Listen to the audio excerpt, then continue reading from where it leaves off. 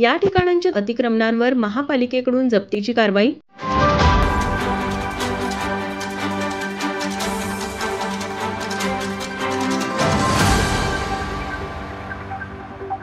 महापालिकेच्या अतिक्रमण निर्मूलन पथकामार्फत आज महाद्वार रोड ते पापाची तिकटी ते माळकर तिकटी येथील मेन रोडवरील दुकानाबाहेर लावण्यात आलेल्या 86 अनधिकृत छपऱ्या, 22 साहित्य स्टॅच्यू, 12 स्टॅच्यू स्टँड, 1 स्टील हातगाडी, 73 लोखंडी जाळ्या, 10 लोखंडी टेबल, 8 लोखंडी कॉट, 12 प्लायवूड, 58 लोखंडी स्टील पाईप, 22 छत्री, 9 स्टील भांडी रॅक व 26 प्लास्टिक कागद जप्त करण्यात आले आहेत। ही कारवाई प्रशासक के मंजुलक्ष्मी, अतिरिक्त आयुक्त राहुल रोकडे, सहाय्यक आयुक्त स्वाती दुधाने, शहर अभियंता हर्षजित घाडगे यांच्या मार्गदर्शनाखाली अतिक्रमण अधीक्षक विलास साळुंखे, सहाय्यक अधीक्षक प्रफुल्ल कांबळे, मुकादम रवींद्र कांबळे व अतिक्रमण कर्मचाऱ्यांच्या मार्फत करण्यात आली। तरी महापालिकेच्या अतिक्रमण विभागाच्या वतीने येथून पुढेही कोल्हापूर शहरामध्ये अनधिकृत फेरीवाले व रोडवरील दुकानाबाहेर आलेल्या अनधिकृत शेडवर कडक कारवाई करण्यात येणार आहे। त्यामुळे दुकानधारकांनी व फेरीवाल्यांनी आपले अनधिकृत असलेले अतिक्रमण स्वतः काढून घ्यावे असे आवाहन महापालिकेच्या वतीने करण्यात आला आहे। माझा महाराष्ट्र न्यूज कोल्हापूर।